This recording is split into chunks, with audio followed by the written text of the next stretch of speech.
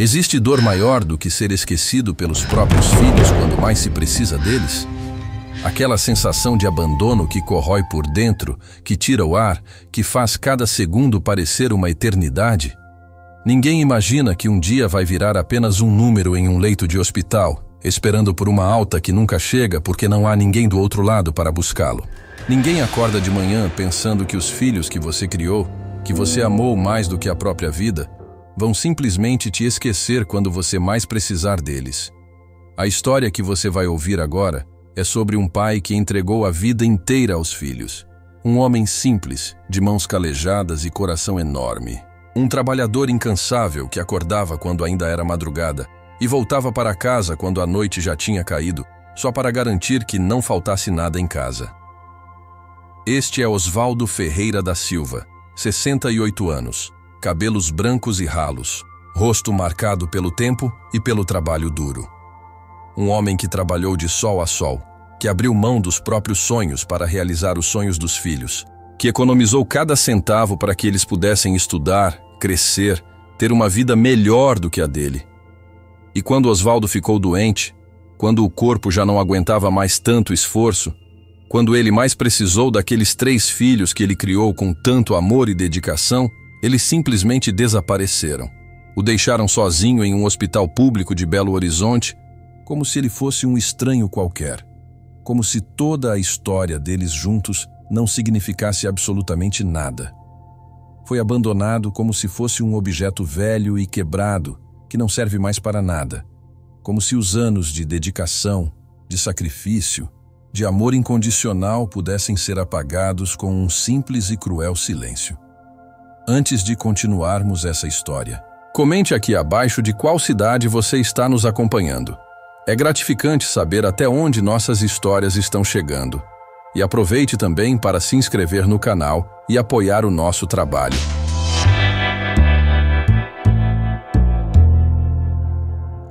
Mas o que ninguém esperava, nem os filhos que o abandonaram, nem os médicos que o trataram, nem as assistentes sociais que tentaram ajudá-lo, é que esse homem humilde, esse senhor de roupas simples e chinelos gastos que andava pelos corredores do hospital com passos lentos e cansados, guardava um segredo poderoso. Uma verdade escondida há mais de 30 anos, enterrada no fundo do baú da memória como uma semente que ele nunca imaginou que fosse germinar daquela forma. E quando esse segredo finalmente veio à tona, no momento mais improvável possível, tudo mudou. A história tomou um rumo que ninguém conseguiria prever. E a justiça, aquela justiça que às vezes demora, mas não falha, finalmente aconteceu de um jeito que deixou todo mundo de boca aberta. No corredor do 3º andar de um hospital público na região central de Belo Horizonte, o cheiro característico de álcool e desinfetante se mistura com o barulho constante de máquinas que apitam. Monitores cardíacos que marcam o ritmo da vida. Enfermeiros e técnicos que correm de um lado para o outro, carregando pranchetas e medicamentos. E familiares ansiosos que esperam notícias na sala de espera apertada, sentados em cadeiras de plástico desconfortáveis. É um lugar onde a vida e a morte se encontram todos os dias, onde histórias de superação e tragédia se entrelaçam nos mesmos corredores brancos e frios, onde milagres e despedidas acontecem quase ao mesmo tempo, separados apenas por algumas paredes finas. Mas existe algo diferente acontecendo ali, algo que ninguém gosta de falar muito alto, mas que todo mundo sabe que existe. No leito número 7 da enfermaria do 3º andar, há um senhor que deveria ter ido embora há mais de 1 mês e meio. Seu nome é Osvaldo Ferreira da Silva, e ele não está ali porque está doente. Não está ali porque precisa de tratamento médico urgente ou porque sua condição de saúde é grave. Ele está ali porque foi esquecido, porque não tem para onde ir. Porque os filhos que deveriam tê-lo buscado simplesmente sumiram do mapa, como se ele nunca tivesse existido na vida deles. A história de Osvaldo no hospital começou numa noite fria de junho, daquelas noites de inverno mineiro que cortam os ossos e fazem todo mundo se encolher embaixo dos cobertores. Era por volta das 9 horas da noite quando ele começou a se sentir mal dentro do barraco simples onde morava, na periferia de Belo Horizonte, numa comunidade onde as casas são grudadas umas nas outras e onde todo mundo conhece todo mundo. A princípio, foi só uma tosse, mas em poucos minutos, aquela tosse se transformou em algo desesperador. Ele tossia tanto que sentia que os pulmões iam sair pela boca. Mal conseguia puxar o ar. Cada respiração era um esforço doloroso e assustador. Osvaldo tentou ficar calmo. Tentou controlar a respiração como tinha aprendido em algum lugar, mas o pânico foi tomando conta. Sozinho naquela casa pequena e fria, sem ninguém por perto, ele sentiu o medo verdadeiro pela primeira vez em muito tempo. Com as mãos trêmulas, conseguiu pegar o celular velho que tinha ganhado de um vizinho. Discou o número da filha, Cristiane. O telefone chamou uma vez, 2, 3, 4 vezes. Ninguém atendeu. Osvaldo deixou uma mensagem com a voz fraca e entrecortada, dizendo que estava passando mal, que precisava de ajuda. Tentou ligar para Roberto, o filho mais velho que morava em São Paulo. O telefone nem chamou, foi direto para a caixa postal. Ligou então para Marcelo, o caçula que vivia no Rio de Janeiro. Também não atendeu. Enquanto esperava que alguém retornasse a ligação, Osvaldo sentiu que estava piorando. A falta de ar ficou mais intensa. Uma dor aguda se instalou no peito como se alguém estivesse apertando seu coração com força. Foi quando seu Joaquim, o vizinho que morava ao lado, ouviu um gemido vindo do barraco de Osvaldo. Sem pensar 2 vezes, arrombou a porta e encontrou Osvaldo no chão, lutando para respirar. Ligou imediatamente para o SAMU. A ambulância chegou. Os paramédicos estabilizaram Osvaldo e o levaram às pressas para o hospital. Durante o trajeto, Osvaldo pensava que os filhos certamente estariam lá quando chegasse. Eram seus filhos, afinal. Ele tinha criado eles com tanto amor. Claro que iam aparecer. Mas ninguém apareceu. Osvaldo foi internado com pneumonia grave bilateral. Passou dias na UTI entre a vida e a morte. A assistente social do hospital tentou contato com os 3 filhos dezenas de vezes. Ligações não retornadas, mensagens ignoradas, números que não existiam mais. E quando Osvaldo finalmente melhorou e recebeu alta médica no 10º dia, os filhos simplesmente não apareceram para buscá-lo. A assistente social conseguiu falar com Cristiane uma vez. Ela disse que estava passando por dificuldades, que não podia cuidar do pai naquele momento, e desligou. Osvaldo ficou ali, no leito número 7, vendo os dias passarem. 1 semana, 2 semanas, 1 mês, 2 meses. Vendo outros pacientes serem visitados, abraçados, levados para casa por famílias que se importavam, enquanto ele era invisível para os próprios filhos. A dor da solidão era pior que qualquer doença. E com cada dia que passava, algo dentro de Osvaldo ia mudando. A tristeza ia se transformando em outra coisa, em raiva, em indignação, em desejo de justiça. E você? O que acha dessa situação até aqui?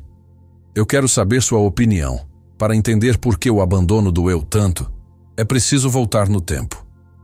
Osvaldo nasceu numa cidade pequena do interior de Minas, filho de seu Antônio, trabalhador rural, e Dona Maria, lavadeira. Era o mais velho de 5 irmãos numa família muito pobre. Desde os 8 anos ajudava o pai na roça. Estudou só até a 4ª série porque precisava trabalhar. Aos 14, saiu de casa para tentar a vida na cidade grande. Trabalhou de tudo: ajudante de pedreiro, carregador de feira, operário de fábrica. Aos 22 anos, conheceu Marinalva num ponto de ônibus. Ela era empregada doméstica, tinha olhos castanhos enormes e um sorriso que iluminava tudo. Namoraram 3 anos. Osvaldo economizou cada centavo para poder casar direito, alugar uma casa simples, comprar os móveis básicos. O casamento foi na igreja do bairro, com poucas pessoas, mas foi um dos dias mais felizes da vida dele. 1 ano depois nasceu Roberto, o primeiro filho. Osvaldo pegou aquele bebê nos braços e fez uma promessa silenciosa. Aquele menino teria uma vida melhor que a dele. 2 anos depois veio Cristiane. 3 anos mais tarde, Marcelo completou a família. Osvaldo trabalhava feito um condenado. De dia era pedreiro, de noite vigia de estacionamento. Dormia 4, 5 horas por noite. Finais de semana fazia bicos, reformas, qualquer coisa que desse dinheiro extra. Marinalva também trabalhava, fazia faxina em casas de família. Mesmo com tanta dificuldade, Osvaldo fazia questão que os filhos não passassem necessidade. Todo início de ano comprava uniforme novo, material escolar completo. Nos aniversários sempre tinha bolo, mesmo que simples. No Natal sempre tinha um presentinho, mesmo que do camelô. Às vezes, Osvaldo deixava de comer para que os filhos pudessem repetir o prato. O amor dele era daqueles que se mostrava no sacrifício, no trabalho duro, na dedicação silenciosa. Mas a vida, que já era difícil, ficou impossível quando Marinalva começou a passar mal. Primeiro foi um cansaço estranho, depois dores inexplicáveis, manchas roxas pelo corpo. Levou 3 meses na fila do posto de saúde para conseguir consulta. Quando os exames ficaram prontos, o mundo de Osvaldo desabou. Marinalva estava com câncer avançado, já espalhado por vários órgãos. Roberto tinha 12 anos, Cristiane 10, Marcelo apenas 7. O tratamento foi longo e doloroso. Marinalva fez quimioterapia, radioterapia, cirurgias. Osvaldo vendia tudo o que tinha para pagar os exames. Acompanhava ela em todas as sessões. Segurava a mão quando ela vomitava. Limpava o chão quando ela não conseguia chegar no banheiro a tempo. Dormia em cadeira de hospital quando ela precisava ficar internada. As crianças não entendiam direito o que estava acontecendo com a mãe. Só sabiam que o pai estava sempre cansado e triste. Marinalva lutou por 2 anos, mas o câncer era forte demais. Numa manhã fria de agosto, ela faleceu no hospital com Osvaldo segurando sua mão. Tinha apenas 34 anos. Osvaldo tinha 37. E agora estava sozinho com 3 crianças para criar. O enterro foi num dia de chuva. Osvaldo segurou firme os 3 filhos, tentando ser forte mesmo destroçado por dentro. Quando voltaram para casa, tudo parecia vazio sem Marinalva. Roberto tentou não chorar na frente dos irmãos. Cristiane se trancou no quarto a noite inteira. Marcelo perguntava quando a mãe ia voltar. Osvaldo poderia ter desistido. Poderia ter entregue os filhos para parentes, para alguma instituição. Mas ele olhou para aquelas 3 crianças assustadas e refez a promessa. Ia cuidar deles. Ia ser pai e mãe. Ia fazer eles crescerem bem, mesmo que custasse a própria vida. E foi exatamente isso que fez pelos 15 anos seguintes. Acordava às 4h30, preparava café, arrumava lancheira, levantava as crianças. Trabalhava o dia inteiro quebrando pedra na construção. À noite ajudava nas lições de casa, mesmo mal sabendo ler. Nos finais de semana lavava roupa, limpava a casa, fazia feira. Nunca arrumou outra mulher porque tinha medo de trazer madrasta e os filhos sofrerem. Abriu mão da própria felicidade para se dedicar inteiramente a eles. Os anos passaram. Roberto se dedicou aos estudos, Osvaldo fez reforma num cursinho em troca da vaga do filho. Roberto passou na Escola Técnica Federal. Osvaldo chorou de alegria. Cristiane conseguiu bolsa numa faculdade de design. Marcelo preferiu trabalhar logo após o ensino médio. Osvaldo respeitou a escolha de cada um. Estava orgulhoso. Tinha cumprido a promessa. Quando os filhos cresceram, cada um seguiu seu caminho. Roberto arrumou emprego em São Paulo e se mudou. Cristiane se formou. Trabalhou, casou. Marcelo também casou e foi para o Rio de Janeiro. A casa que era cheia de vida ficou vazia e silenciosa. Osvaldo continuou trabalhando porque a aposentadoria era mixuruca. O corpo já não aguentava como antes. As costas doíam, os joelhos inchavam, mas continuava porque precisava. As visitas dos filhos foram ficando raras. Roberto ligava de São Paulo às vezes, conversas rápidas, sempre ocupado. Cristiane também ligava, mas cada vez menos, sempre falando dos próprios problemas. Marcelo praticamente sumiu. Osvaldo sentia falta deles de uma forma que doía fisicamente no peito. Mas tentava entender. Eles tinham suas vidas agora. Foi numa dessas noites solitárias que Osvaldo teve a crise. A tosse desesperadora, a falta de ar, a dor no peito. Tentou ligar para os 3. Ninguém atendeu. O vizinho o salvou. E começou ali a jornada mais dolorosa da vida dele. 60 dias abandonado num hospital. Esquecido pelos filhos como se nunca tivesse existido. Se você chegou até aqui, estou muito agradecido. Se inscreva em nosso canal e fique comigo, porque o melhor ainda está por vir. Durante aquelas longas semanas no hospital, Osvaldo teve muito tempo para pensar. Para refletir sobre a vida inteira, sobre tudo que tinha feito pelos filhos sobre o abandono cruel que estava vivendo. E pensava também naquele segredo que guardava há mais de 30 anos. Um segredo que nunca tinha contado para ninguém, nem para Marinalva quando ela era viva, nem para os filhos enquanto cresciam. Um segredo que agora ganhava um novo significado. Quando o pai de Osvaldo, seu Antônio, morreu lá no interior há muitos anos, deixou um terreno para os filhos. Era um terreno grande numa região afastada de Belo Horizonte, na época praticamente um descampado cheio de mato, sem infraestrutura nenhuma. Seu Antônio tinha comprado aquilo por quase nada décadas atrás, como um investimento para o futuro dos filhos. Quando ele faleceu, o terreno foi dividido entre os 5 irmãos. Osvaldo, como era o mais velho e o que mais ajudou o pai, ficou com a parte maior. Os outros irmãos de Osvaldo foram vendendo suas partes ao longo dos anos, sempre por valores muito baixos, porque precisavam de dinheiro urgente. Vendiam por 2, 3 mil reais, que era dinheiro na época, mas era muito pouco pelo tamanho dos terrenos. Osvaldo foi o único que não vendeu. Não porque achasse que ia valer muito um dia, mas porque aquilo era a última lembrança que tinha do pai. Era a prova de que seu Antônio, mesmo pobre, tinha conseguido deixar algo para os filhos. Osvaldo guardava a escritura numa lata de biscoito velha, junto com outros documentos. De vez em quando pegava e olhava, lembrando do pai. O que Osvaldo não sabia é que ao longo dos anos aquela região de Belo Horizonte tinha se desenvolvido completamente. O descampado tinha virado bairro com asfalto, luz, água, comércio, escola. Construtoras tinham descoberto a região. Havia planos para a estação de metrô por perto. Aquele terreno que seu Antônio comprou por quase nada agora valia uma fortuna. Osvaldo continuava vivendo na pobreza.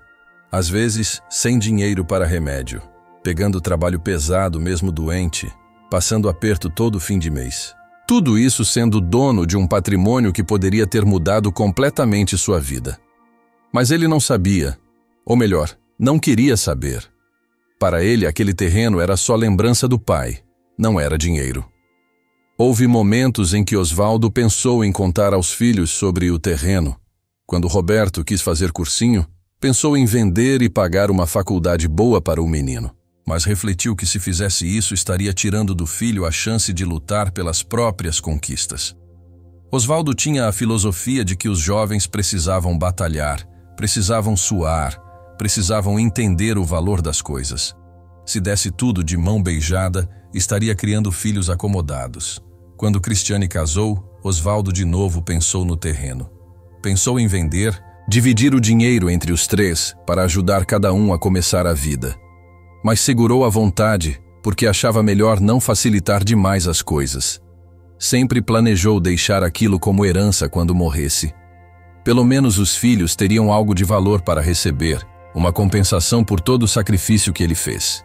Mas conforme as visitas foram ficando raras, conforme os telefonemas foram diminuindo, conforme Osvaldo ia sendo esquecido, começou a questionar se realmente eles mereciam aquela herança.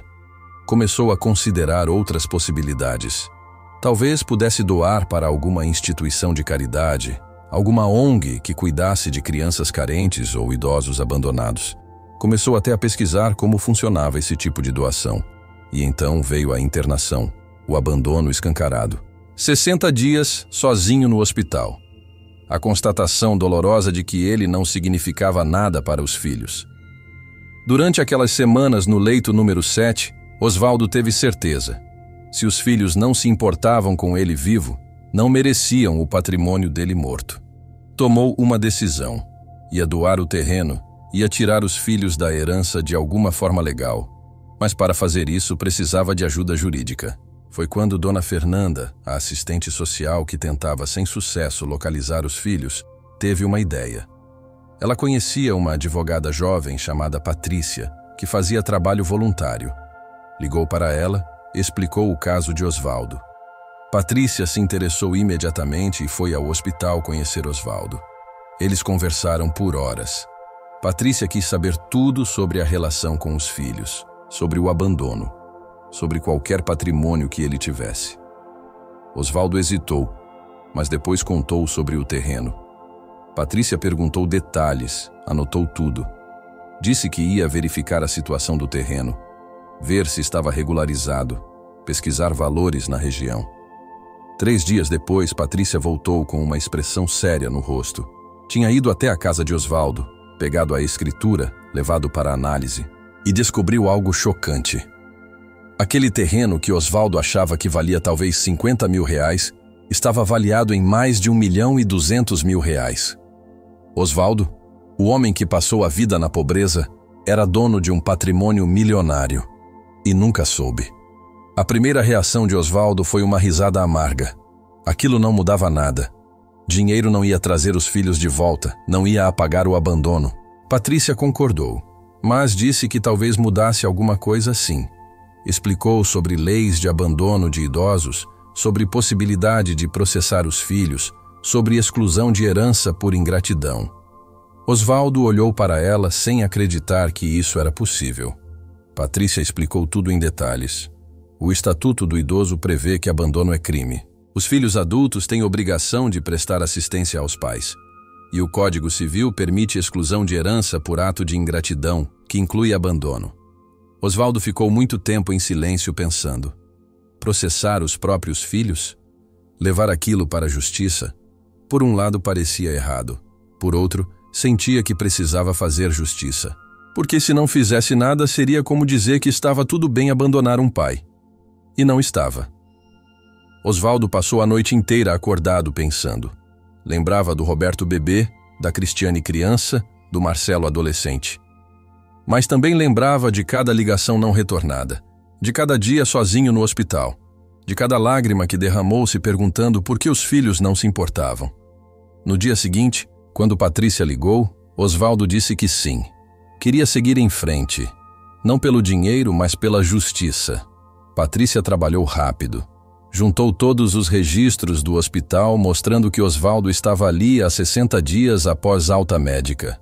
Conseguiu cópias das tentativas de contato da assistente social, prints de mensagens visualizadas mas não respondidas, registros de ligações ignoradas. Conseguiu depoimentos de enfermeiros e médicos atestando que ele estava sozinho, sem visitas, sem suporte. Fez trabalho investigativo, descobriu endereços atuais de cada filho, informações sobre situação financeira de cada um. Roberto trabalhava em empresa de tecnologia em São Paulo com salário bom. Cristiane, apesar dos problemas no casamento, continuava trabalhando e tinha renda própria. Marcelo, no Rio, também estava empregado. Nenhum estava em miserabilidade que justificasse não ajudar o pai. Patrícia juntou documentação do terreno, avaliação mostrando o valor de 1.200.000, preparou tudo relacionado à exclusão de herança. Fez trabalho jurídico impecável, citou todas as leis aplicáveis. Em 2 semanas o processo estava pronto. Foi protocolado na justiça contra Roberto, Cristiane e Marcelo, pedindo 3 coisas: pensão alimentícia de um salário mínimo cada, assistência ao pai e exclusão futura da herança por abandono comprovado. As intimações foram enviadas para cada filho. Levou dias até chegarem porque Roberto estava em São Paulo e Marcelo no Rio. Mas no final da 2ª semana, os 3 receberam em mãos. Roberto recebeu num sábado de manhã. Estava de ressaca quando a campainha tocou. Era oficial de justiça. Assinou meio zonzo. Abriu depois que o oficial foi embora. Conforme lia, o rosto foi ficando pálido. Processo judicial. O pai estava processando ele, pedindo pensão, falando em abandono e, pior, falando em terreno avaliado em mais de 1 milhão de reais. Aquilo tinha que ser mentira. O velho nunca falou de terreno nenhum. Sempre foi pobre. Roberto leu 3 vezes para ter certeza. Era verdade. Cristiane recebeu à tarde.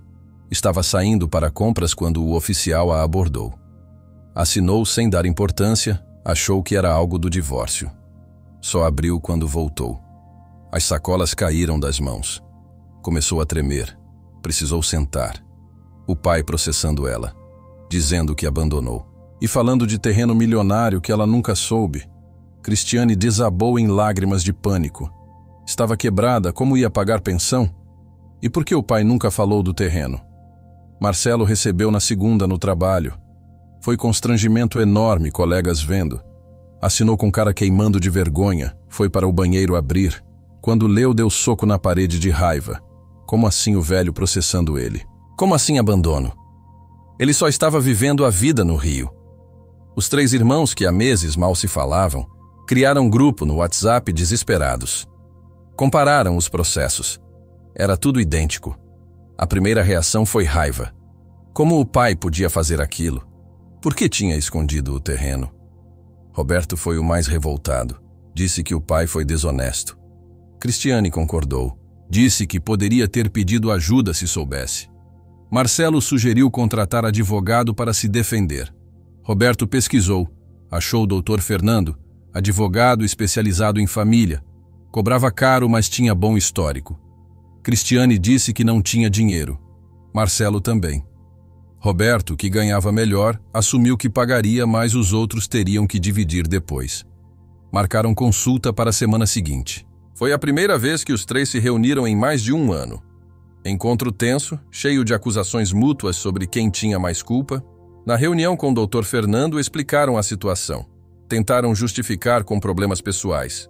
Dr. Fernando ouviu tudo. Depois fez perguntas diretas. Vocês sabiam que o pai estava doente? Sim. Receberam ligações do hospital? Sim. Foram visitá-lo? Não. Doutor, Fernando foi honesto. O caso era difícil porque as provas eram muito claras. A melhor estratégia seria negociar acordo. Oferecer ajudar o pai agora, buscar ele, garantir assistência e pedir que desistisse do processo. Quanto à exclusão de herança, dependeria do juiz. Os 3 não gostaram da avaliação. Queriam que ele dissesse que iam ganhar fácil, mas Dr. Fernando foi categórico. Com provas tão claras, justiça costuma ser dura. Roberto teve ideia. E se aparecessem agora, conversassem com o pai, pedissem desculpa? Talvez ele retirasse o processo. Dr. Fernando disse que valia tentar, mas alertou que provavelmente o pai estava muito magoado. Combinaram ir ao hospital no dia seguinte. Patrícia ficou sabendo através de Dona Fernanda que os filhos queriam visitar. Ligou para Osvaldo avisando. Era muito provável que aparecessem agora porque estavam assustados, mas ele não era obrigado a receber se não quisesse. Osvaldo pensou. Depois disse que queria sim receber. Queria olhar nos olhos dos 3 e ouvir o que tinham para dizer. A visita foi marcada para uma quarta à tarde, numa sala separada. Osvaldo estava nervoso, mal comeu o almoço. Patrícia chegou 1 hora antes para prepará-lo emocionalmente. Disse que ele tinha direito de expressar o que sentia, que não precisava fingir. Quando os 3 filhos entraram com o Dr. Fernando, o clima era tenso. Viram Osvaldo sentado com Patrícia ao lado. O silêncio foi pesado, carregado de mágoas. Roberto deu passo à frente como para abraçar, mas a expressão de Osvaldo o fez parar. Cristiane começou a chorar. Marcelo ficou perto da porta mexendo nas mãos. Foi Osvaldo quem quebrou o silêncio. Com voz firme, mas embargada, disse que agradecia por terem vindo, que fazia 2 meses que esperava. 2 meses sozinho olhando a porta. Roberto tentou interromper dizendo que estavam ocupados, mas Osvaldo levantou a mão pedindo silêncio. Disse que tinha esperado a vida inteira para falar, e agora ia falar até o fim. Osvaldo contou tudo. Desde o dia que Marinalva morreu e ele ficou com 3 crianças. Sobre como trabalhou feito condenado, 2, 3 empregos, para garantir comida, roupa, escola. Sobre noites que passou em claro quando um estava doente. Sobre abrir mão de comer para que eles pudessem repetir o prato. Sua voz ia ficando mais firme conforme falava, como se cada palavra tirasse um peso. Depois, falou dos últimos anos. Visitas sumindo, telefonemas diminuindo, solidão aumentando. Sobre o dia que ficou doente e ninguém atendeu. Sobre semanas no hospital se recuperando completamente sozinho. Sua voz tremeu quando descreveu ver outros pacientes sendo visitados, enquanto ele era invisível para os filhos. Cristiane tentou interromper chorando. Disse que estava à beira do colapso nervoso. Osvaldo olhou com tristeza e disse que todo mundo tem problemas. Ele mesmo perdeu a esposa jovem e criou 3 filhos sozinho. Mas nunca abandonou eles, porque era isso que pais faziam, era isso que família significava. Roberto tentou outra estratégia. Disse que não sabiam que estava tão grave. Osvaldo quase riu. Patrícia abriu pasta mostrando registros. Ligações com data e hora, mensagens visualizadas, tudo documentado. Eles sabiam sim, escolheram ignorar. Marcelo finalmente falou, disse que achava que os irmãos cuidariam. Osvaldo balançou cabeça com pena. Disse que eram adultos de 30 e poucos anos, capazes de tomar responsabilidade. Verdade é que nenhum quis se incomodar. Doutor. Fernando tentou intervir diplomaticamente. Disse que entendia a dor de Osvaldo, que houve falhas graves, mas agora estavam ali dispostos a fazer diferente, a cuidar dele. Talvez pudessem retirar o processo e resolver em família. Osvaldo disse que não era tão simples. Não era sobre processo ou dinheiro. Era sobre dignidade, sobre justiça, sobre mostrar que abandono tem consequências. Patrícia entrou profissionalmente. Explicou que o processo estava em andamento, já tinha data para a audiência. Era possível tentar conciliação, mas dependia de Osvaldo, e qualquer acordo precisaria ser homologado. O caso tinha interesse público, porque abandono de idosos era problema social sério. Roberto perguntou o que precisariam fazer. Patrícia foi clara. Reconhecer publicamente o abandono, garantir assistência material, pagar compensação por danos. Quanto à herança, seria decidido pelo juiz. Os três se entreolharam visivelmente desconfortáveis. Foi quando Cristiane, desesperada ou honesta, perguntou sobre o terreno. Por que nunca contou que tinha patrimônio daquele tamanho? Por que viveu como pobre quando podia ter vendido? Por que escondeu dos filhos? Osvaldo esperava essa pergunta. Respondeu com calma que o terreno era a herança do avô deles, última lembrança que tinha do pai. Nunca vendeu porque não era sobre dinheiro. Fez escolha consciente de não contar porque queria que crescessem com valores, aprendessem a trabalhar. Sempre planejou deixar como herança. Mas agora, depois do abandono, mudou de ideia. Não achava mais que mereciam. O silêncio foi ensurdecedor. Os três pareciam atingidos por raio. Não tinham apenas abandonado o pai, tinham perdido herança milionária. Roberto tentou argumentar que era injusto, que o pai estava movido por raiva. Osvaldo respondeu que pensou muito, não foi impulsivo. Teve semanas sozinho para refletir sobre tudo. Disse que chegou à conclusão que pessoas que abandonam pai doente não merecem receber nada quando ele morrer. Que herança era presente, não obrigação, e ele tinha direito de dar ou não. Já tinha decidido doar o terreno para a instituição que cuida de idosos abandonados. Pelo menos ali faria diferença. A reunião terminou sem acordo. Os três saíram abatidos. Doutor, Fernando tentou acalmar dizendo que ainda tinha processo, que iam apresentar defesa forte. Mas todos sabiam que o estrago estava feito.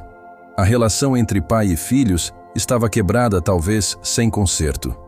Antes de continuarmos para o próximo trecho dessa história, comente aqui o que você faria em uma situação como essa. E aproveite também para se inscrever no canal e apoiar o nosso trabalho todos os dias, temos histórias novas. Nos dias seguintes, algo inesperado aconteceu. A história de Osvaldo vazou para a imprensa. Um jornalista de site local conseguiu informações e publicou matéria que viralizou rapidamente. A manchete era impactante. Pai abandonado em hospital por 60 dias, processa filhos e revela patrimônio milionário escondido. A matéria contava tudo, desde internação até processo judicial e terreno de 1.200.000. A matéria explodiu nas redes. Em horas estava sendo compartilhada em milhares de grupos de WhatsApp, comentada no Facebook, Twitter, Instagram. As pessoas estavam chocadas, indignadas, comovidas. Os comentários se multiplicavam. Que filhos desalmados! O pai trabalhou a vida inteira e foi abandonado como cachorro. Ainda bem que processou. Mas também tinha gente questionando. Por que o pai escondeu o patrimônio? Será que os filhos não tinham motivos para se afastar? A discussão estava acalorada, mas a maioria esmagadora estava do lado de Osvaldo. A repercussão foi tão grande que outros veículos começaram a cobrir. Apareceu em jornal impresso, sites estaduais, portais nacionais. Uma emissora de TV local pediu para entrevistar Osvaldo. Patrícia analisou e concluiu que seria positivo. Mostraria a dimensão humana do sofrimento. Osvaldo aceitou. A equipe de TV foi ao hospital numa quinta à tarde. Montaram estrutura de iluminação e câmera no quarto. A repórter era mulher experiente, de 50 anos, com sensibilidade para temas delicados. Conversou com Osvaldo antes da gravação, deixou ele à vontade. A entrevista durou 40 minutos. Foi editada para 15 que foram ao ar no Jornal da Noite, horário nobre. Osvaldo apareceu sentado na cama de pijama de hospital, rosto marcado, mas mantendo dignidade. A repórter começou perguntando como estava fisicamente.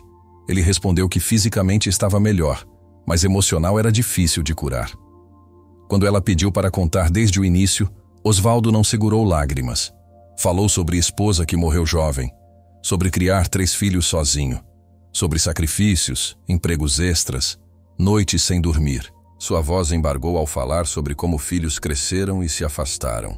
E quando chegou na internação e abandono, lágrimas escorreram sem controle.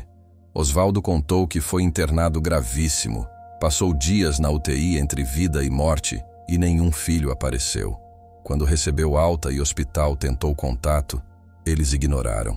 Ficou 60 dias vendo outros pacientes irem e virem, famílias se abraçando, enquanto era tratado como se não existisse. A emoção na voz era genuína.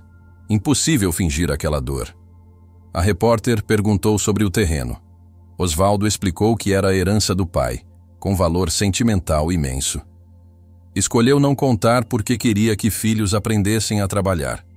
Sempre planejou deixar como herança, mas agora, depois do abandono, decidiu doar para a instituição que cuida de idosos abandonados. Quando perguntado se não estava sendo muito duro, Osvaldo pausou antes de responder.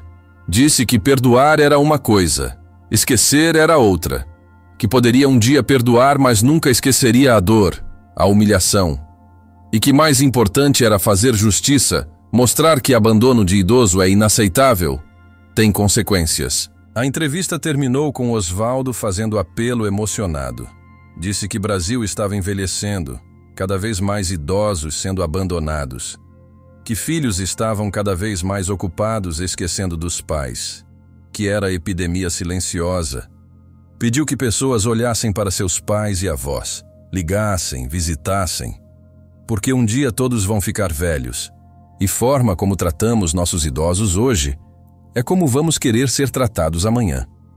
A reportagem foi ao ar e o impacto foi imenso. Ver Osvaldo na tela, ouvir a voz, ver as lágrimas tornou tudo mais real e tocante. Redes sociais explodiram de novo. Vídeo foi compartilhado milhares de vezes. Chegou em todos os cantos do país. Celebridades com milhões de seguidores compartilharam, ampliando ainda mais. Para os filhos, aquela exposição foi devastadora.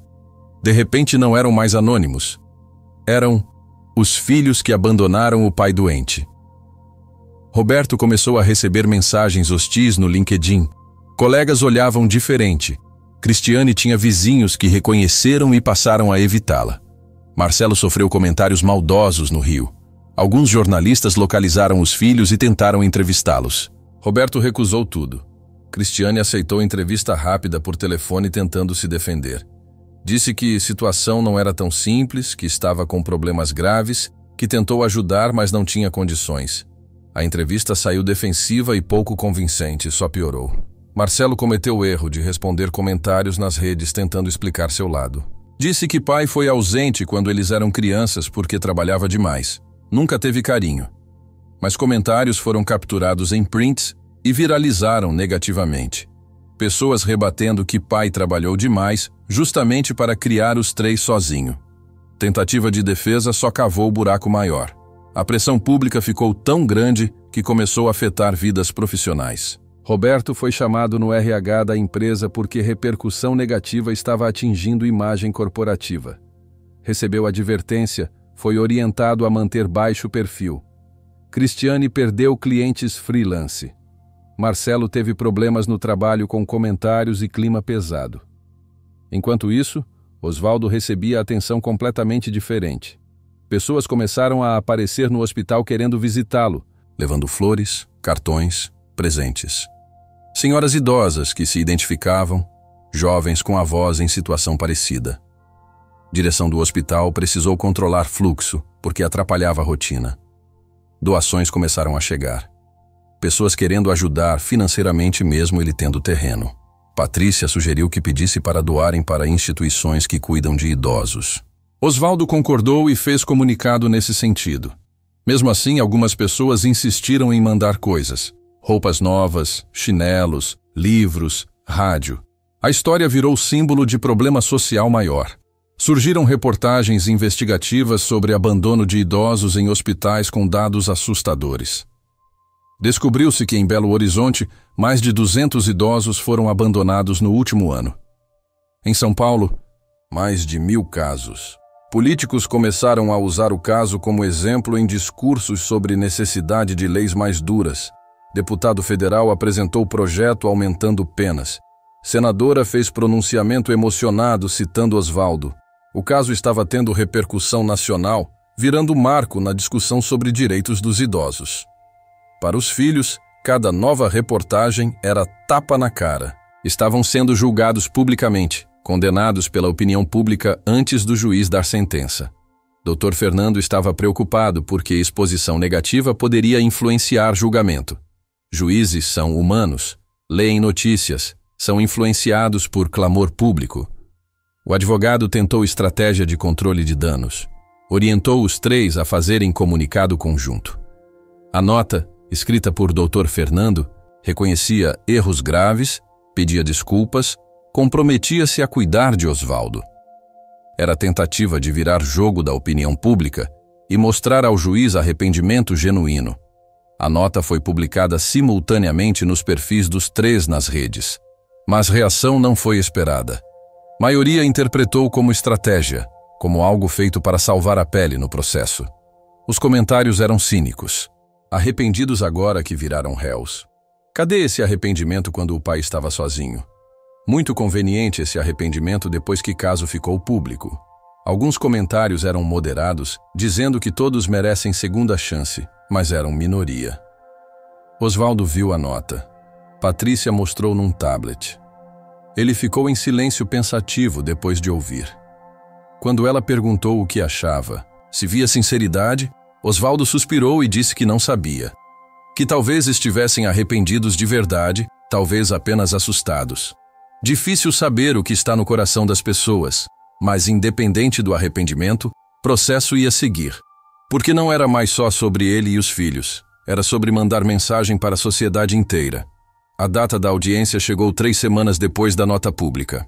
Foi marcada para segunda de manhã, 9 horas, no Fórum de Belo Horizonte. A movimentação foi tanta que segurança precisou ser reforçada. Havia expectativa de muita gente querendo assistir, além de jornalistas querendo cobrir. O juiz responsável, Dr. Marcelo Augusto Ferreira, era conhecido por ser sério e criterioso, com mais de 20 anos em varas de família. Osvaldo acordou cedo aquele dia. Tinha passado noite praticamente sem dormir, nervoso. Dona Márcia, enfermeira que se afeiçoou a ele, apareceu mais cedo só para ajudá-lo a se arrumar. Tinha trazido roupa que ela e outros funcionários compraram. Calça social simples, mas nova, camisa azul clara de botão, sapato preto básico. Osvaldo se emocionou com o gesto, agradeceu com lágrimas. Tomou banho caprichado, fez barba com cuidado. Passou pente no cabelo ralo. Patrícia chegou às 7h30 para buscá-lo. Também estava arrumada formalmente, terno escuro e pasta de couro cheia de documentos. Tinha passado semanas preparando cada detalhe da apresentação, revisando provas, testemunhas, argumentos. Sabia que era caso importante não só para Osvaldo, mas para estabelecer precedente legal forte sobre abandono de idosos. Quando viu Osvaldo pronto, sorriu e disse que estava ótimo, pronto para fazer justiça. O trajeto até Fórum foi silencioso. Osvaldo olhava pela janela vendo a cidade acordar. Pensava em como tinha chegado até ali. Nunca imaginou que um dia estaria processando os filhos, indo para tribunal, virando notícia nacional. Tudo o que sempre quis foi ser bom pai, criar os filhos direito. Como as coisas desviaram tanto do caminho. Quando chegaram ao Fórum, já tinha pequeno grupo esperando. Alguns jornalistas com câmeras e microfones, outros curiosos que acompanharam o caso e queriam ver desfecho. Quando Osvaldo desceu do carro, houve burburinho. Uma repórter se aproximou perguntando como estava se sentindo. Osvaldo respondeu com simplicidade que estava nervoso, mas confiante que justiça seria feita. Dentro do fórum, subiram até segundo andar onde ficava a sala de audiências. No corredor já estavam os 3 filhos acompanhados de Dr. Fernando. Foi a primeira vez que se viam desde reunião tensa no hospital. O encontro de olhares foi breve e carregado. Roberto de terno e gravata, aparência cansada. Cristiane de vestido sóbrio, olhos vermelhos. Marcelo visivelmente nervoso, mexendo nas mãos. Nenhum se aproximou ou tentou conversar. A sala foi aberta e todos entraram. Era formal, com bancada do juiz elevada, mesas para advogados, cadeiras para testemunhas e pequeno espaço para público que rapidamente lotou. Além das partes e advogados, havia assistentes sociais do hospital chamadas como testemunhas, promotor representando o Ministério Público porque era caso de interesse público e jornalistas autorizados a acompanhar. O juiz Dr. Marcelo Augusto entrou e todos se levantaram. Era homem de uns 60 anos, cabelos grisalhos, óculos de leitura, expressão séria mas não intimidadora. Sentou-se, ajustou papéis, olhou para todos. Deu bom dia com voz firme e disse que daria início à audiência. Explicou resumidamente o caso, embora todos soubessem. Dr. Marcelo perguntou se havia possibilidade de conciliação. Olhou primeiro para Patrícia. Ela se levantou, disse que cliente estava aberto a ouvir proposta desde que houvesse reconhecimento genuíno da gravidade e garantias reais de reparação. Depois, juiz olhou para Dr. Fernando. Ele se levantou, disse que clientes estavam dispostos a fazer acordo, assumir responsabilidade, pagar compensação, mas pediam para não resultar em exclusão de herança. O juiz sugeriu conversa reservada entre partes e advogados para tentar acordo, sem presença dele num primeiro momento. Determinou o intervalo de 30 minutos. Todos saíram e foram para a sala de reuniões menor ao lado. Foi tenso. Osvaldo de um lado com Patrícia, 3 filhos do outro, com Dr. Fernando. Dr. Fernando apresentou proposta preparada. Os 3 se comprometiam a pagar pensão mensal de um salário mínimo e meio, retroativa desde internação. Providenciar lugar adequado para ele morar, custeando aluguel ou acolhendo em casa de um deles. Acompanhar em questões de saúde. Pagar indenização de R$50 mil por danos morais. Em troca, pediam que desistisse de exclusão de herança. Patrícia e Osvaldo conversaram em voz baixa. Ela explicava prós e contras. Acordo daria garantia imediata de assistência e compensação. Evitaria desgaste de processo longo, mas abriria mão da exclusão de herança que era ponto que mais doía nos filhos. Continuar com o processo significava arriscar que juiz pudesse ou não concordar com a exclusão, mas mandava mensagem mais forte. Osvaldo pensou bastante. Olhou para os 3 filhos. Viu arrependimento real ou só medo de perder herança? Não conseguia ter certeza. O que conseguia sentir era a dor ainda latejando, lembrança de cada dia sozinho, de cada lágrima se perguntando por que não se importavam. E chegou à conclusão. Não era sobre dinheiro. Nunca foi. Era sobre justiça, dignidade, mostrar que algumas coisas têm consequências. Osvaldo disse para Patrícia que não aceitava acordo. Queria que o processo continuasse, que juiz decidisse com base nas provas. Patrícia respeitou, virou para Dr. Fernando e comunicou. Dr. Fernando tentou argumentar que era proposta justa, mas Osvaldo foi firme. Os 3 filhos tiveram reações diferentes. Roberto fechou cara com raiva. Cristiane começou a chorar baixinho. Marcelo abaixou cabeça derrotado. Voltaram para a sala e informaram ao juiz que não houve acordo. Dr. Marcelo acenou sem surpresa. Disse que dariam prosseguimento à audiência de instrução ouvindo testemunhas e partes. Primeiro seria ouvida a parte autora, Osvaldo. O juiz pediu que se aproximasse e sentasse na cadeira do depoente. Osvaldo se levantou com dificuldade, caminhou até lá. Mãos tremiam um pouco. O juiz começou com perguntas diretas e objetivas. Pediu que contasse com próprias palavras o que aconteceu desde a internação. Osvaldo começou a falar. Voz trêmula no início, mas ficando firme conforme contava. Falou sobre noite que ficou doente, como tentou ligar para 3 e nenhum atendeu. Sobre ser levado pelo SAMU porque foi vizinho quem o encontrou. Sobre dias na UTI lutando pela vida sozinho. Sobre tentativas da assistente social de contatar filhos. Sobre respostas evasivas ou silêncio total. Falou sobre como recebeu alta no 10º dia, mas ficou ali quase 2 meses porque filhos não apareceram. Sobre como se sentia invisível, esquecido. Voz embargou várias vezes. Teve que parar para se recompor. O juiz ouvia atentamente sem interromper, fazendo anotações. Todos na sala estavam em silêncio, absorvendo cada palavra. Quando Osvaldo terminou, juiz deu palavra para advogado dos filhos fazer perguntas. Dr. Fernando se levantou, aproximou respeitosamente. Tentou delicadamente questionar pontos. Perguntou se Osvaldo não achava que filhos também tinham dificuldades que justificavam a ausência. Osvaldo respondeu que todo mundo tem problemas, mas isso não justifica abandonar pai doente. Dr. Fernando perguntou sobre terreno, por que escondeu, se não achava que omissão também foi desonestidade. Osvaldo respondeu que era a escolha dele. Não devia satisfação aos filhos sobre o que tinha. Sempre planejou deixar de herança até ser abandonado. Em seguida foram ouvidas testemunhas. Dona Fernanda, assistente social, prestou depoimento detalhado sobre tentativas de contato com filhos, mostrou registros, mensagens, ligações. Depoimento foi técnico, mas também emocionado. Deixou claro que viu pessoalmente sofrimento de Osvaldo. Uma enfermeira da UTI também foi ouvida. Contou como Osvaldo perguntava pelos filhos todos os dias, como chorava baixinho achando que ninguém via. Depois foi vez dos 3 filhos prestarem depoimento. Roberto foi primeiro. Tentou se defender dizendo que morava longe em São Paulo, tinha responsabilidades de trabalho, achava que irmãos cuidariam. Juiz perguntou por que não atendeu ligações do hospital, por que não respondeu mensagens. Roberto gaguejou, disse que estava em estresse no trabalho, perdeu ligações, achou que não era grave. Juiz olhou com expressão que deixava claro não estava convencido. Cristiane foi segunda. Chorou muito, disse que estava em depressão severa por causa do fim do casamento, não tinha condições emocionais.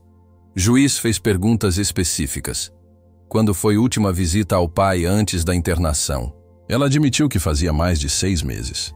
Ajudava financeiramente? Não. Ligava com frequência? Não. Ligações eram raras. Depoimento só reforçou imagem de abandono. Marcelo foi o último. Estava visivelmente nervoso, falava rápido e atropelado. Tentou usar desculpa de morar no Rio, longe, não podia vir toda hora. Juiz perguntou se tinha vindo pelo menos uma vez para visitar desde que mudou há 2 anos. Marcelo hesitou, depois admitiu que não, sempre tinha imprevisto. Juiz perguntou se pelo menos mandava dinheiro para ajudar, sabendo que pai vivia de aposentadoria pequena. Marcelo abaixou cabeça e disse não. Juiz anotou tudo com expressão cada vez mais séria. Depois que todos os depoimentos foram colhidos, juiz deu palavra para considerações finais de cada advogado. Patrícia se levantou e fez fala emocionada, mas juridicamente sólida. Argumentou que estava provado abandono material e afetivo. Havia documentação farta, testemunhos consistentes. Citou artigos do Estatuto do Idoso sobre abandono como crime. Citou o Código Civil sobre exclusão de herança por ingratidão. Pediu que o juiz condenasse os 3 ao pagamento de pensão e indenização por danos morais e principalmente reconhecesse abandono como causa para a exclusão de herança. Dr. Fernando fez considerações tentando minimizar abandono, argumentando que houve conjunção de fatores, não foi intencional, filhos estão arrependidos e dispostos a reparar. Pediu que o juiz levasse em conta que eram família que podia se reconstruir, que pai estava vivo e tinha chance de ter filhos presentes dali para frente se fosse dada a oportunidade. Argumentou que exclusão de herança era medida muito drástica para casos extremos, o que na visão dele não era o caso. O representante do Ministério Público também fez considerações. Deixou claro que MP via com muita gravidade casos de abandono de idosos. Era problema social crescente que precisava ser combatido com rigor. Disse que concordava com pedidos da parte autora, que provas eram contundentes e que caso de Osvaldo deveria servir de exemplo para a sociedade de que abandono tem consequências reais e severas. Depois de ouvir todos, juiz doutor Marcelo Augusto disse que analisaria provas e argumentos com cuidado e daria sentença em 30 dias. Encerrou a audiência agradecendo a presença de todos. Quando o juiz se levantou e saiu, todos começaram a se movimentar. Osvaldo estava exausto emocionalmente. Tinha sido dia intenso. Patrícia o consolou. Disse que se saiu muito bem. Falou a verdade com coragem. Os 3 filhos tentaram se aproximar quando estavam saindo. Roberto chegou perto tentando dizer algo, mas Osvaldo apenas olhou e balançou cabeça negativamente. Não tinha nada a falar. Não agora. Cristiane tentou abraçá-lo, mas ele desviou educadamente, mas firmemente. Marcelo ficou só olhando de longe sem coragem de se aproximar. A distância emocional tinha virado abismo, talvez intransponível. Os 30 dias de espera foram longos e angustiantes. Osvaldo continuava no hospital porque ainda não tinha para onde ir. A direção estava sendo compreensiva, mas era insustentável a longo prazo. Enquanto isso, uma ONG que cuida de idosos tinha entrado em contato oferecendo vaga em casa de acolhimento. A diretora, Lúcia Helena de Paula, tinha visto história na TV e se comovido. A ONG, Recanto Feliz São Francisco de Assis, funcionava numa casa grande na região oeste de BH. Lúcia Helena foi pessoalmente ao hospital conhecer Osvaldo. Conversaram por mais de 1 hora. Ela explicou como funcionava a casa, que rotina os idosos tinham, que atividades eram oferecidas. Osvaldo se interessou. Perguntou quanto custaria. Lúcia Helena disse que tinham vaga disponível e podiam acolhê-lo inicialmente sem custo até que a situação se resolvesse. Disse que mais importante era dar lar digno para ele. Osvaldo se emocionou com generosidade. Enquanto isso, os 3 filhos viviam ansiedade constante esperando sentença.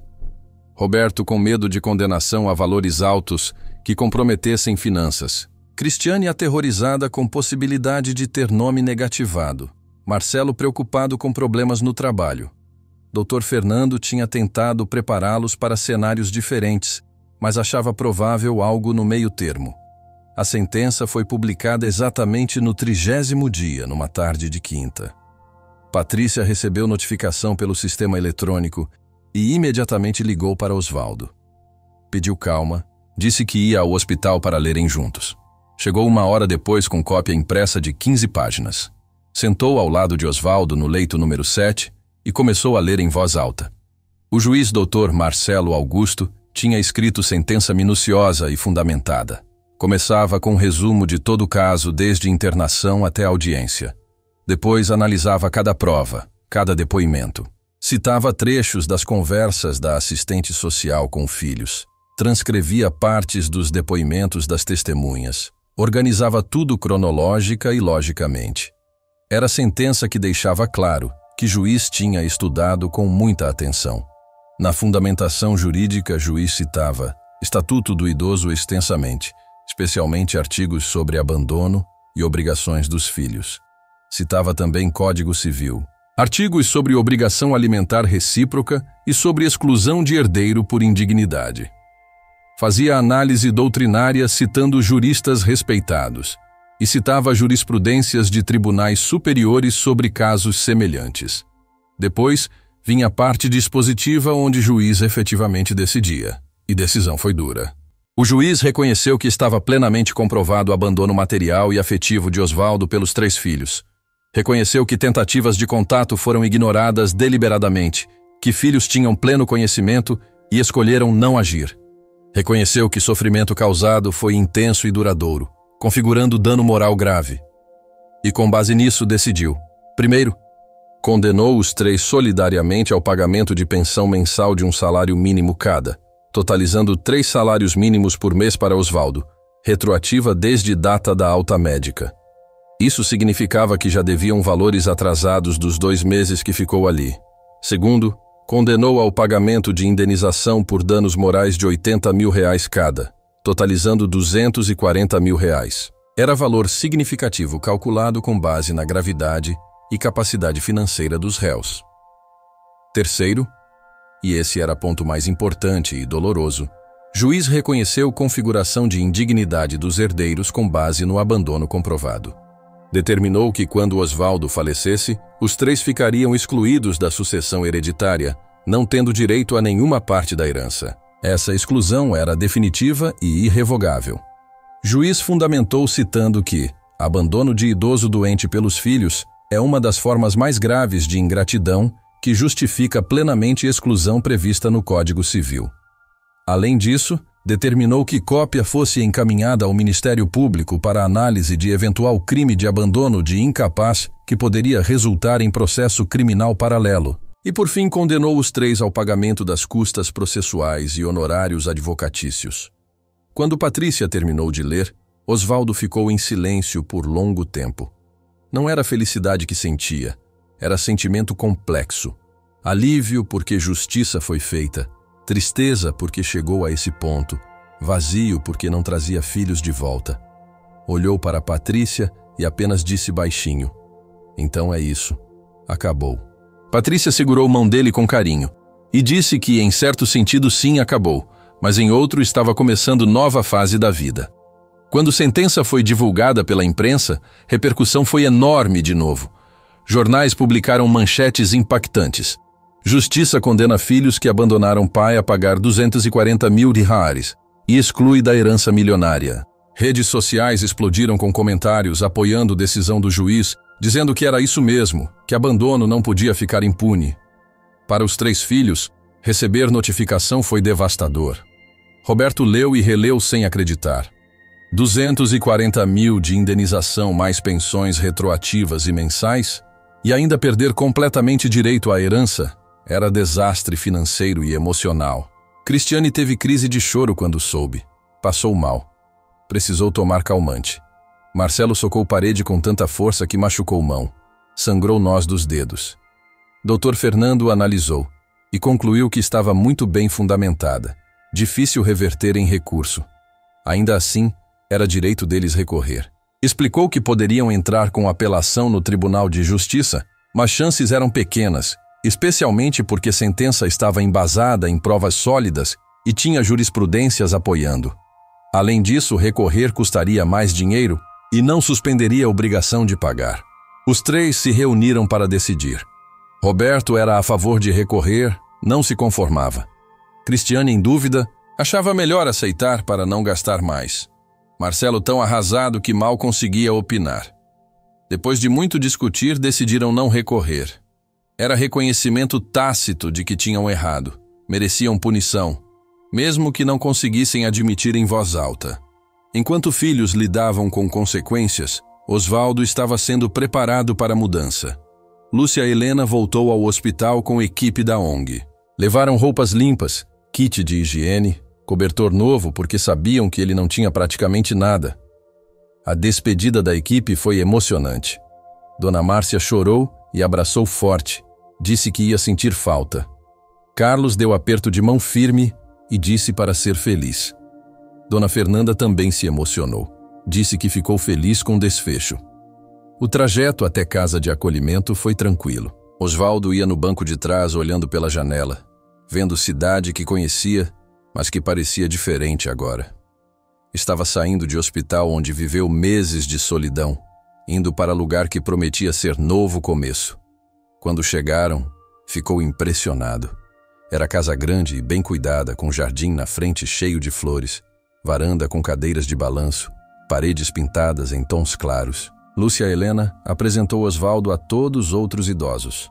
Eram 12 ao todo, 7 mulheres e 5 homens, idades entre 65 e 82 anos. Cada um tinha sua história, alguns abandonados pelas famílias, outros nunca tiveram família, alguns com problemas de saúde. Ali, tinham criado espécie de família escolhida. Receberam Osvaldo com carinho, deram boas-vindas. O quarto era simples, mas confortável. Cama de solteiro com colchão bom, guarda-roupa pequeno, cômoda, cadeira e janela com vista para jardim. Na parede tinha crucifixo e porta-retrato vazio, esperando que colocasse foto que quisesse.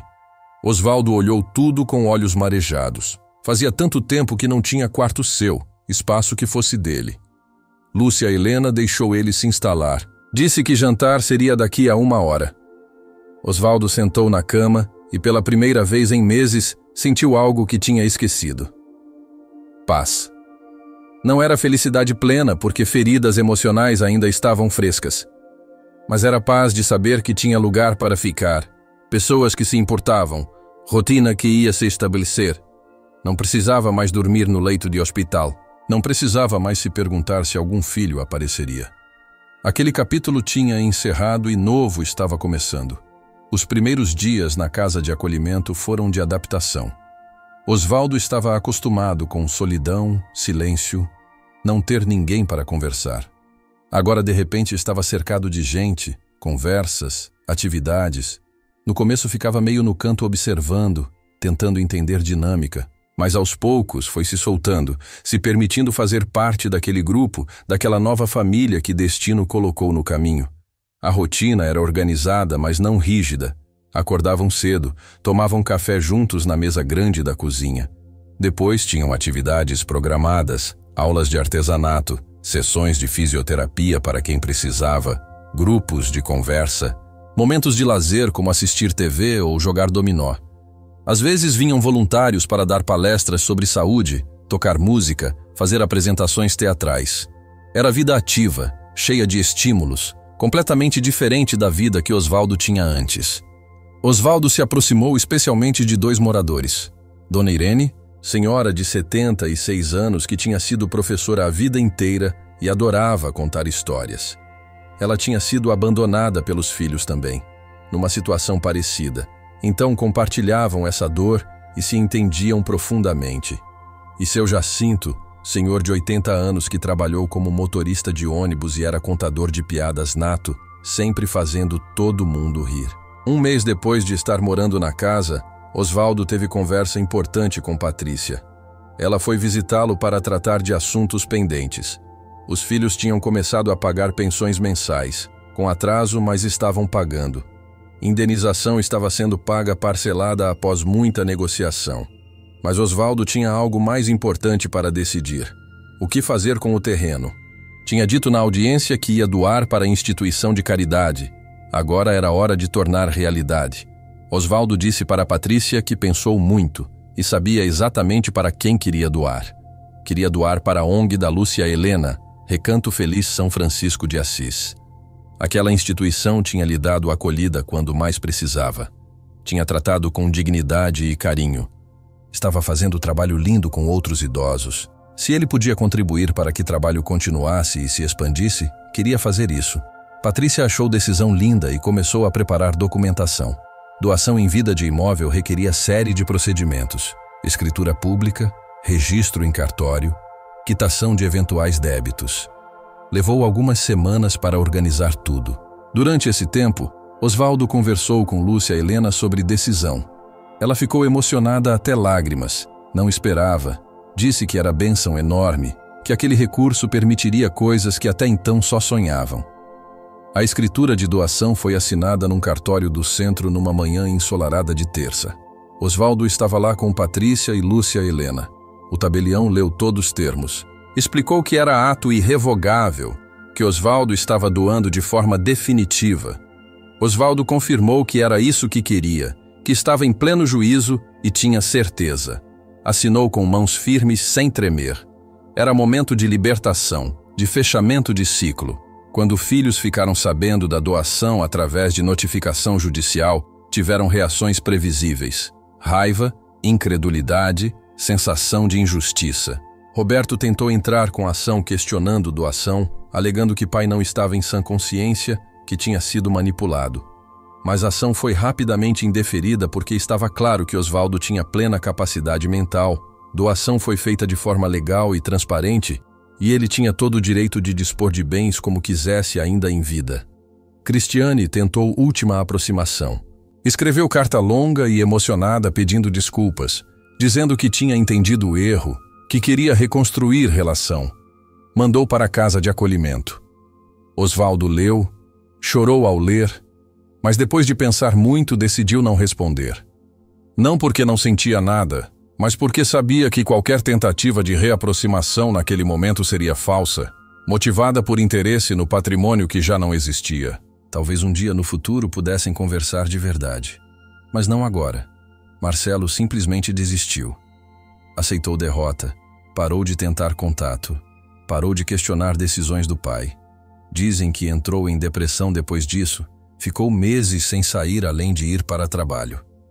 Outros dizem que mudou depois dessa experiência, começou a valorizar mais relações familiares, ligar mais para sogros, ser mais presente para a esposa.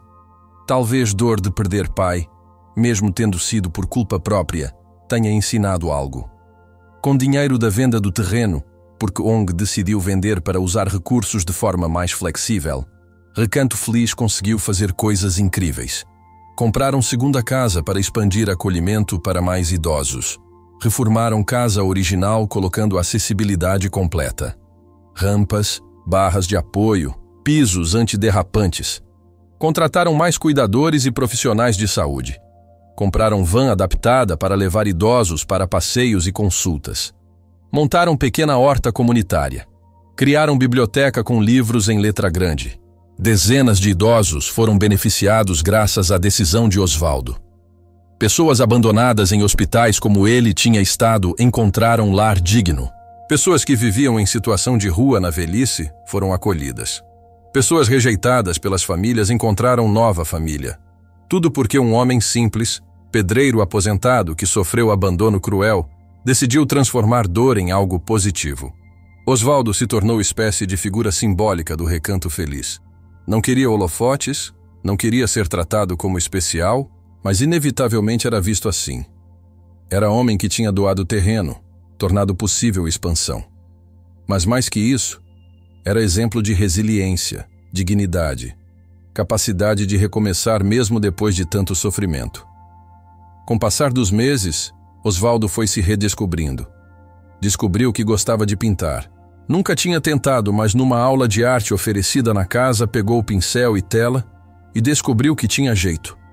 Suas pinturas eram simples, paisagens do interior de Minas que lembrava da infância, casas de fazenda, montanhas, riachos, mas tinham algo especial, uma sensibilidade. Algumas foram expostas num pequeno evento que Ong organizou e pessoas elogiaram, algumas até quiseram comprar. Osvaldo também descobriu que gostava de teatro. Casa tinha grupo de teatro da terceira idade, que se reunia semanalmente para ensaiar peças apresentadas para a comunidade. Osvaldo começou participando meio sem jeito, com vergonha, mas foi se soltando. Chegou a fazer papel importante numa peça sobre vida no interior, interpretando o fazendeiro. Na apresentação, quando entrou no palco improvisado no salão, todo mundo aplaudiu. E pela primeira vez em muito tempo, Osvaldo sentiu orgulho de si mesmo, sentiu que tinha valor, que era capaz. A saúde melhorou significativamente também. Com acompanhamento médico regular, medicações tomadas nos horários certos, alimentação balanceada e atividades físicas adequadas, pressão arterial ficou controlada, diabetes estabilizou, corpo foi recuperando força. Ele que tinha chegado ali frágil e doente estava agora com aparência bem melhor, tinha engordado uns quilinhos, cor da pele voltou ao normal, olhos voltaram a brilhar. Hoje, quase 2 anos depois de ter sido abandonado naquele hospital, Osvaldo vive vida que nunca imaginou seria possível. Acorda de manhã em seu quartinho acolhedor, toma café com amigos na mesa grande, participa das atividades, pinta suas telas, ensaia suas peças, joga dominó com seu Jacinto, conversa sobre vida com Dona Irene. À noite, antes de dormir, às vezes olha pela janela para céu estrelado e pensa em tudo que passou. Pensa nos filhos, em como poderia ter sido diferente se tivessem feito escolhas diferentes. Ainda dói. Ferida do abandono nunca cicatrizou completamente, provavelmente nunca vai. Tem noites que chora baixinho lembrando de quando eram pequenos, quando ainda tinham ligação forte de pai e filho. Mas não é mais dor paralisante, não é mais algo que impede de viver. É dor que aprendeu a carregar, conviver, transformar em algo produtivo. Os filhos, pelo que Osvaldo sabe através de comentários que chegam às vezes, estão cumprindo sentença judicial. Pagam pensões mensalmente, terminaram de pagar indenização depois de mais de ano em parcelas. Seguem com suas vidas, cada um lidando à sua maneira com o peso de ter abandonado o pai e perdido herança. Roberto continua em São Paulo, ainda na mesma empresa, mas dizem que fica mais quieto, mais introspectivo. Cristiane conseguiu se recuperar da depressão, está em relacionamento novo, recomeçando vida. Marcelo continua no Rio trabalhando tentando esquecer. Eles nunca mais tentaram contato direto depois que doação do terreno foi concluída. É como se todos tivessem chegado a entendimento tácito de que aquele capítulo estava encerrado, que não havia caminho de volta, que relação entre pai e filhos tinha terminado daquela forma dolorosa e irreversível. Osvaldo às vezes se pergunta se um dia vão tentar reaproximação verdadeira, sem segundas intenções, apenas para dizer que sentiram falta. Mas não fica esperando. Aprendeu que não pode depender dos outros para ser feliz. A história continuou repercutindo além do ciclo de notícias imediato. Virou objeto de estudo em cursos de direito sobre abandono de idosos e exclusão de herança. Virou tema de discussão em programas de assistência social. Virou inspiração para outras pessoas em situações semelhantes que perceberam que podiam buscar seus direitos. Algumas universidades entraram em contato querendo entrevistar Osvaldo para trabalhos acadêmicos. Ele aceitou participar de algumas pesquisas sempre com humildade, dizendo que era só um velho que passou por situação difícil. A ONG Recanto Feliz continua crescendo e ajudando cada vez mais idosos. História de Osvaldo deu visibilidade ao trabalho, trouxe novos doadores, voluntários, parcerias. Conseguiram até convênio com prefeitura para receber recursos públicos que ajudou a expandir ainda mais. Hoje tem capacidade para acolher mais de 30 idosos nas 2 casas e estão planejando abrir terceira. Tudo começou com doação generosa de um homem que decidiu que sofrimento não seria em vão. Osvaldo completa 70 anos daqui a alguns meses. Equipe da casa está planejando festa surpresa com bolo, decoração, apresentação do grupo de teatro. Lúcia Helena está organizando tudo nos mínimos detalhes porque quer que seja especial. Vai ser momento de celebração não só do aniversário, mas de tudo que ele representa, de toda a jornada que percorreu, de como conseguiu reconstruir vida depois de ter sido destroçado pelo abandono dos filhos. A lição que fica da história de Osvaldo é poderosa e múltipla. Primeiro, que abandono de idosos é problema real e grave que precisa ser combatido pela sociedade como um todo. No Brasil, milhares de idosos são abandonados todos os anos em hospitais, asilos, suas próprias casas. São esquecidos pelas famílias, deixados à própria sorte quando mais precisam de cuidado e atenção. É epidemia silenciosa, que precisa de visibilidade, de políticas públicas efetivas, de leis mais rigorosas e de mudança cultural profunda. Segundo, que ações têm consequências. Filhos que abandonam pais precisam responder por isso tanto moralmente quanto legalmente. O caso de Osvaldo estabeleceu precedente importante, mostrando que justiça pode e deve agir nessas situações. Que não é aceitável simplesmente sumir quando o pai fica doente, ignorar ligações do hospital, inventar desculpas para não prestar assistência. Que existe sim possibilidade de responsabilização civil e criminal, de obrigação de pagar pensão alimentícia e indenização, e até de exclusão da herança futura. Terceiro, que mesmo nas situações mais dolorosas, é possível recomeçar. Osvaldo estava destroçado emocionalmente quando foi abandonado. Passou 60 dias no hospital se sentindo invisível, questionando seu próprio valor, chorando sozinho todas as noites. Muita gente teria desistido naquela situação, teria se deixado consumir pela depressão e pelo desespero. Mas Osvaldo encontrou forças onde menos esperava. Aceitou ajuda quando foi oferecida. Permitiu-se fazer parte de nova família. Descobriu novos talentos e paixões. Provou que é possível construir vida nova mesmo depois de tanto sofrimento. Mas talvez a lição mais importante seja sobre o verdadeiro significado de família. Osvaldo aprendeu da forma mais dolorosa possível que família não é apenas laços de sangue. Não é apenas quem nasceu da mesma árvore genealógica. Família é quem fica quando tudo desmorona. Quem estende mão quando você está caído. Quem se importa genuinamente com seu bem-estar sem esperar nada em troca. E nesse sentido, Osvaldo encontrou sua verdadeira família ali no Recanto Feliz, entre aqueles idosos que compartilhavam histórias parecidas, entre aqueles funcionários e voluntários que se dedicavam com amor, entre aquela diretora que abriu portas sem pedir nada. A história de Osvaldo nos lembra que vida pode surpreender de formas que jamais imaginamos, tanto para bem quanto para mal. Ele foi abandonado, humilhado, esquecido pelos próprios filhos num momento de extrema vulnerabilidade.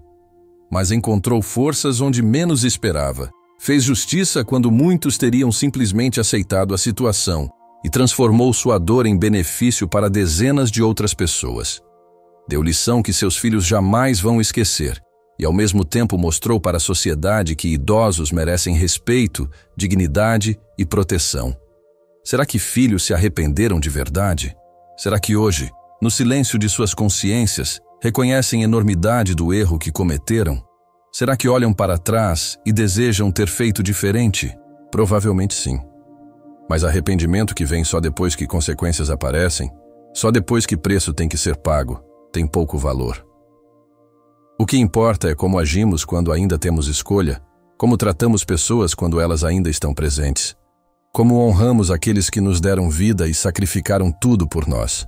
Osvaldo não precisa mais dos filhos para ser feliz, não precisa mais da validação deles, não precisa mais esperar por telefonemas que não chegam ou visitas que não acontecem. Ele construiu vida nova, vida com propósito, vida cercada de gente que realmente se importa. E isso, no final das contas, vale mais do que qualquer herança, mais do que qualquer patrimônio material. Vale mais do que R$1 milhão em terreno. Porque dinheiro vem e vai. Bens materiais são temporários. Mas dignidade, respeito próprio, paz de espírito, essas coisas são eternas. Histórias como a de Osvaldo nos lembram o quanto vida pode surpreender, o quanto pessoas podem nos decepcionar, mas também o quanto somos capazes de nos reerguer. Nos lembram de olhar para nossos pais e avós enquanto ainda temos tempo, de fazer aquela ligação que estamos adiando, de marcar aquela visita que continua sendo deixada para depois. Porque um dia pode ser tarde demais, e arrependimento é peso muito pesado para carregar pelo resto da vida. E você, o que faria no lugar de Osvaldo? Perdoaria os filhos ou tomaria a mesma decisão que ele tomou? Eu quero saber sua opinião. Deixe aqui nos comentários. O que mais te chamou a atenção nessa história? O que você sentiu ouvindo tudo isso? Compartilhe suas reflexões. Quero muito saber o que passou pela sua cabeça. Se essa história tocou seu coração de alguma forma, se te fez refletir sobre suas próprias relações familiares, se te fez pensar diferente sobre como tratamos nossos idosos, então, inscreva-se no canal. Temos muitas outras histórias reais e emocionantes para contar. Histórias sobre superação, sobre justiça, sobre a vida como ela realmente é. Ative o sininho para não perder nenhum vídeo novo.